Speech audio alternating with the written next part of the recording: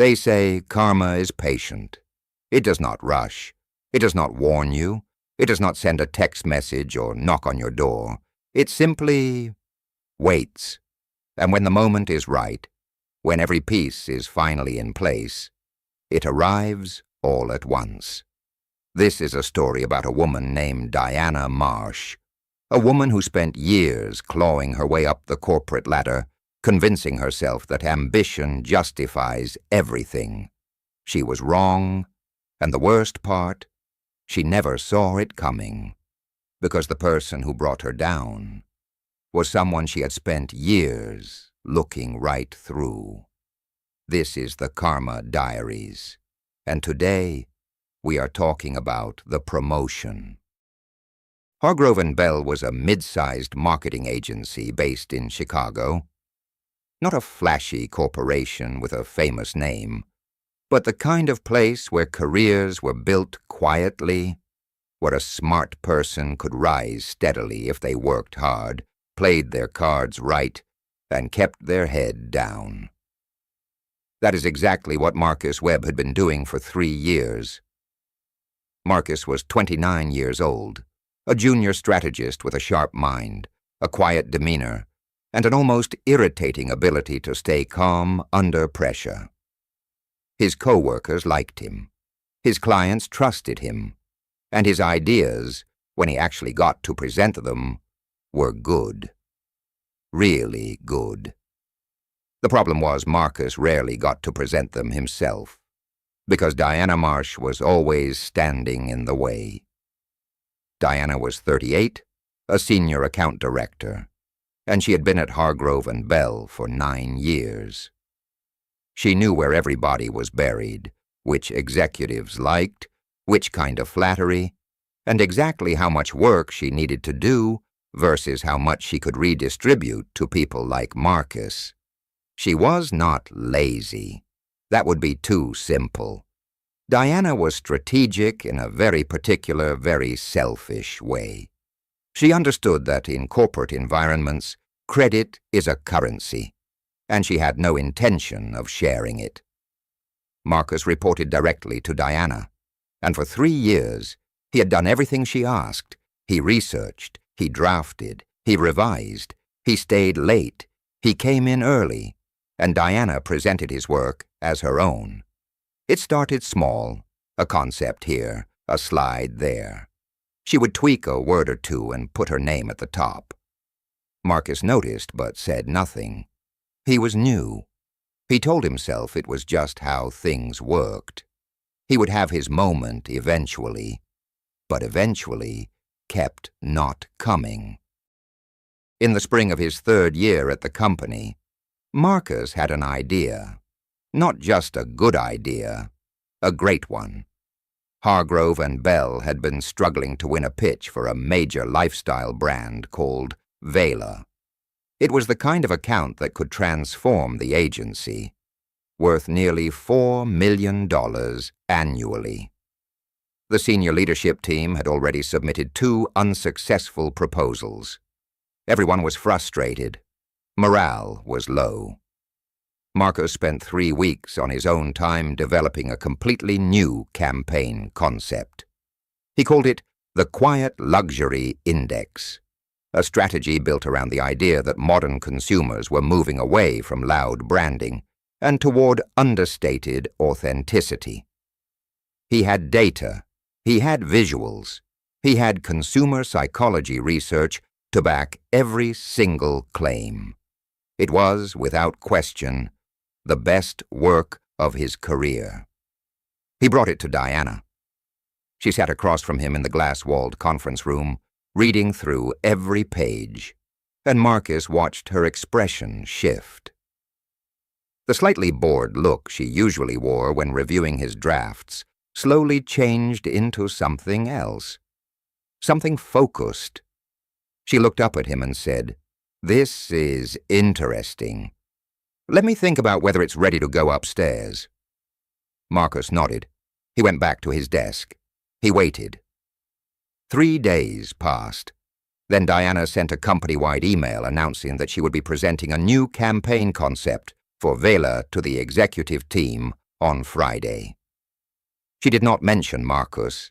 She did not copy Marcus on the email. She did not even tell him directly. He found out the same way everyone else did, reading it on his screen at 8:47 in the morning, coffee going cold in his hand.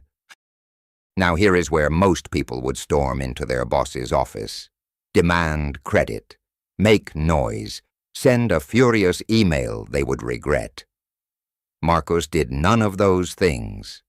He sat very still at his desk for a long moment, and then, quietly, methodically, he opened his email and started scrolling back through his sent folder. Because Marcus was not just calm, Marcus was careful. And 3 weeks earlier, before he had ever said a word to Diana, before he had printed a single page of that proposal, Marcus had sent a draft of the entire campaign concept to someone else, the chief executive officer of Hargrove and Bell. His name was Gerald Okafor, and Marcus had met him once at a company all-hands meeting 14 months earlier. They had spoken briefly about a campaign idea Marcus had mentioned offhand. Gerald had handed Marcus his business card and said, almost as an afterthought, "If you ever have something you think I should see before it goes through the normal chain, my door is open." Most people would have thrown that card away, or kept it for a year and never used it. Marcus had kept it, and he had used it. 3 weeks ago, at 11:22 p.m. on a Tuesday night, Marcus had emailed Gerald Okafor a full draft of the Quiet Luxury Index concept. The subject line was simple. "Something I've been working on. Wanted your eyes on it before anything else." Gerald had replied the next morning with 4 words. "This is very strong."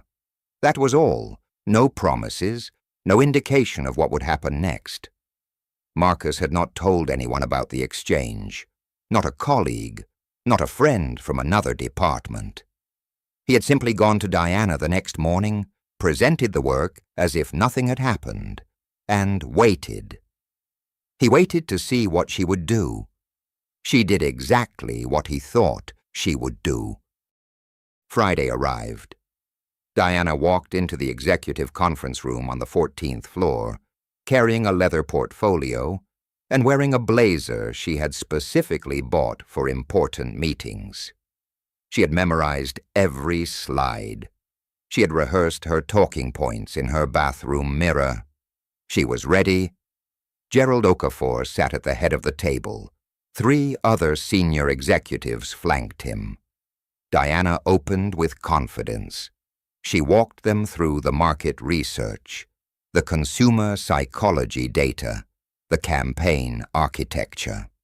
She called it a concept I have been developing over the past several weeks.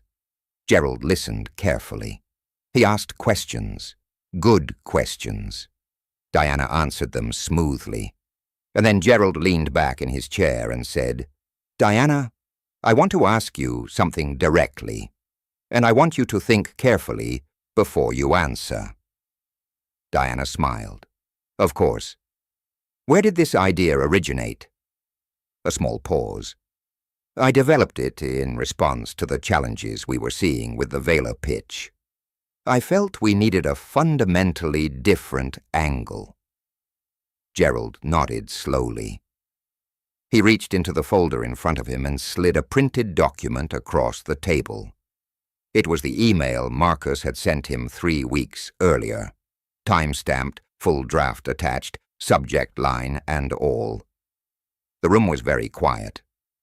"I received this," Gerald said, 22 days ago, from Marcus Webb.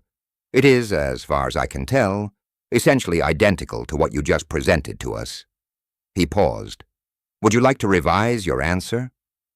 Diana's face did not collapse dramatically. It did not go red with fury or white with shock. It simply went still, like a screen that had frozen. She said nothing for a long moment, and then she said, "I was not aware that Marcus had sent this directly." "No," Gerald said. "I imagine you weren't." The meeting ended shortly after. Diana was escorted to a conversation with Human Resources that same afternoon. The agency had a clear policy on intellectual property and the attribution of work. What she had done was not just ethically wrong. It was a documented violation of her employment contract. She was placed on immediate administrative leave. 2 weeks later, her position at Hargrove and Bell was eliminated. Marcus, for his part, was called into Gerald's office on the Monday following the presentation. Gerald apologized, directly, without hedging, for the environment that had allowed Diana's behavior to continue unchecked for so long. He told Marcus that his instinct to document everything and go through the proper channels, even unconventional ones, had shown both integrity and intelligence. The Vela pitch, submitted under Marcos's name with the full support of the executive team, won the account. Marcos was promoted to senior strategist. He was given his own team, his own budget, his own office, just down the hall from where Diana used to sit. He did not gloat. He did not celebrate loudly or make speeches. He simply showed up on Monday morning, sat down at his new desk, and got back to work. That, perhaps, is the most quietly satisfying part of this whole story.